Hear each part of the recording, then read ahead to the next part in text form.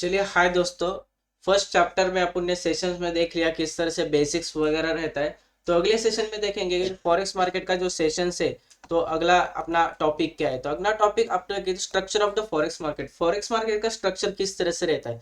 जैसे NSC market का क्या रहता है, यहाँ पे देख सकते हैं अगर अपन ने कोई भी बाय की ऑर्डर डाल दी तो एक्सचेंज के पास जाता है एनएससी बीएससी, और उसके बाद में एग्जीक्यूट होके जो कि सेलर से उसके पास पहुंच जाता है। तो इसी तरह से फॉरेक्स मार्केट किस तरह से काम करता है, तो फॉरेक्स मार्केट भी इस तरह से ही काम करता है। तो मेजर जो वॉल्यूम्स वगैरह रहते हैं तो ओटीसी मार्केट में जाता है इंडिपेंडेंट से, और जो भी एक्सचेंज रहेगा उस एक्सचेंज के थ्रू यहाँ पे एक अच्छा सा यहाँ पे मार्केट ऑर्जिट होता है। तो इस मार्केट में मोस्ट ऑफ ऑल यहाँ पे जिस तरह से अपन रिटेल्स वगैरह अपना म्यूचुअल फंड्स वगैरह रहते हैं, तो फॉरेक्स मार्केट में कौन से ट्रेडर्स रहते हैं, कौन कौन लोग पार्टिसिपेट करते हैं। तो first of all central bank रहते हैं, मेजर कमर्शियल बैंक्स रहते हैं, इन्वेस्टमेंट बैंक रहते हैं, कॉर्पोरेशन इंटरनेशनल बिजनेसेस के ट्रांजेक्शन यहाँ पे रहते हैं, हेज फंड्स रहते हैं, स्पेक्टर pension mutual fund insurance company forex जो ब्रोकर्स वगैरह रहते हैं, इन सब का यहाँ पे पार्टिसिपेंट्स रहता है जो कि फॉरेक्स मार्केट है। उसके बाद में किस तरह का पार्टिसिपेंट रहता है, तो यहाँ पे पिरामिडिंग करके देखने को मिल रहा है। मेजर्स बैंक रहते हैं जिसके ब्रोकिंग्स वगैरह जो भी डीलिंग्स वगैरह रहती है वो, उसमें स्मॉल बैंक्स है, मिडियम्स बैंक रहते हैं, उसके बाद रिटेल्स मार्केट रहते हैं जो कि हेड फंड्स वगैरह रहते हैं, उसके नीचे आते हैं रिटेल्स ट्रेडर जो भी अपन जो ट्रेड वगैरह करते हैं ब्रोकर्स के थ्रू, वो अपन रिटेल ट्रेडिंग में आते हैं। उसके बाद में मार्केट पार्टिसिपेंट्स में इन्होंने बताया कि कौन से जैसे कि लार्जेस्ट बैंक है एचएसबीपी, जो कि डच बैंक है बीएनबी, तो अलग तरह तरह के यहाँ पे पार्टिसिपेंट रहते हैं जो कि फॉरेक्स मार्केट में यहाँ पे पार्टिसिपेट करते हैं ट्रेडिंग के लिए एंड ऑल। तो चलिए आगे चलते हैं।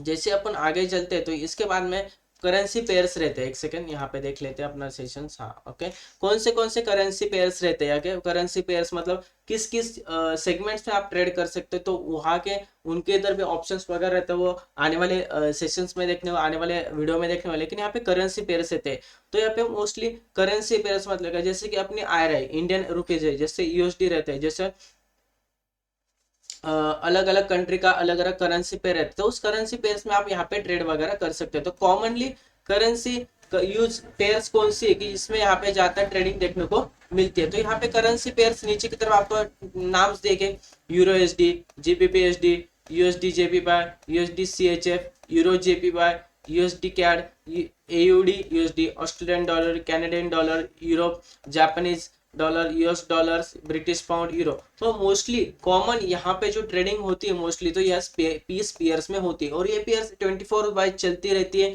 फॉरेक्स मार्केट में।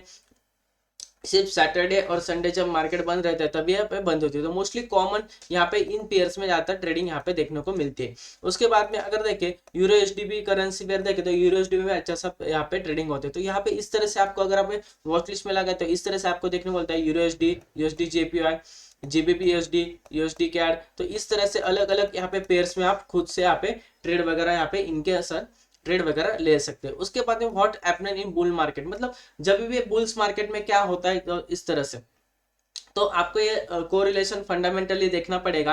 अगर कोई भी देखो, अगर इंडिया है, देखो इंडिया अगर यहाँ पे ऊपर की तरफ जा रहा है तो उसका जो करेंसी है वो करेंसी का रेट है ना, उसको डिमांड आ जाएगा। जिस तरह से भी डॉलर कितना चल रहा है, 85 रुपीज यहाँ पे डॉलर चल रहा है। ओके, मतलब डॉलर का प्राइस यहाँ पे बढ़ता जा रहा है अपने करेंसी के लिए हार्मफुल है। तो इस तरह से जब भी हर एक कंट्री का जो करेंसी पेयर ऐसा है तो उसके हिसाब से बुल मार्केट और बियर मार्केट में आपको यहाँ पे पता चलता है कि उस जैसे कि समझो यहाँ पे मैं एक एग्जांपल देता हूँ कि what's happening in bear market. In bearish market is generally moves safe haven currency like Japanese and USD dollars register. मतलब जब भी बियर मार्केट रहते हैं तो लोग क्या करते हैं, करेंसी में इन्वेस्ट करते हैं ताकि करेंसी गिरती नहीं है। ओके, करेंसी स्ट्रेंथ देखने को मिलती है। तो इस तरह से बुल्स मार्केट में और बियर्स मार्केट में यहाँ पे जीडीपी, अनएम्प्लॉयमेंट वगैरह यहाँ पे जो ज्यादा मिलते हैं, तो ये सब फंडामेंटल चीजें, फंडामेंटल एनालिसिस आपको करना पड़ेगा।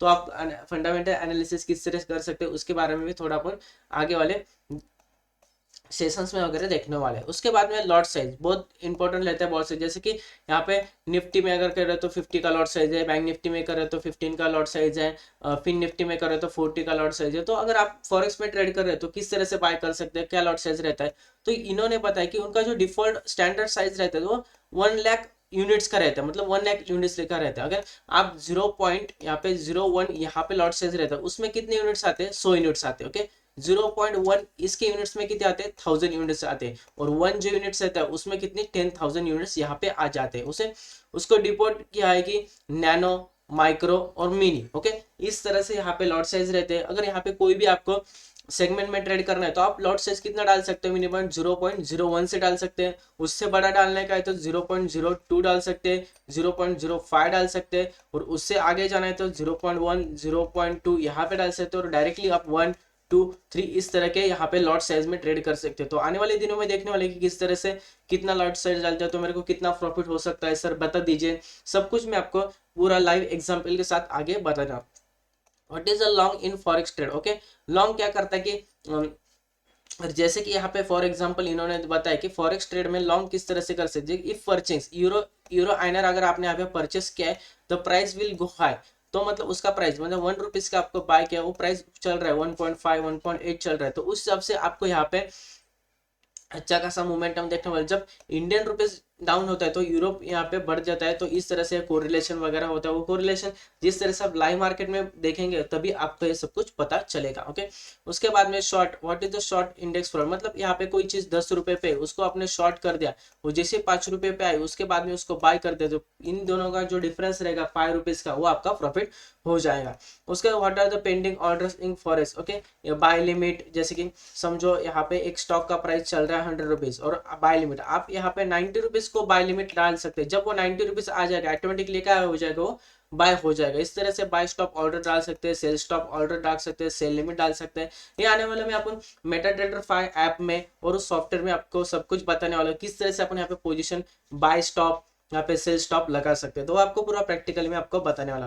What is the leverage margin. Leverage margin मतलब आपने यहाँ पे $10 लेके आए तो उसको $100 तक का आप यहाँ पे ट्रेड ले सकते हैं। तो किस तरह से लेवरेज वगैरह मिलता है ये सब कुछ आपको यहाँ पे देखने को मिलेगा। तो यहाँ पे देख सकते हैं यहाँ पे 1:100 मतलब $100 लेके आए तो $10,000 का आप यहाँ पे ट्रेड इनिशिएट कर सकते हैं। यहाँ पे देख सकते हैं इफ शॉर्ट में $100 आप यहाँ पे लेके आए तो $10,000 का आप ट्रेड वगैरह ले सकते हैं। तो इस तरह से अगर लेकिन आपका लॉस वगैरह हो जाता है तो जब आपका $80 लॉस हो जाएगा तो आपका पोजीशन स्क्वायर अप हो जाएगा, आपके अकाउंट में सिर्फ $20 बचेंगे।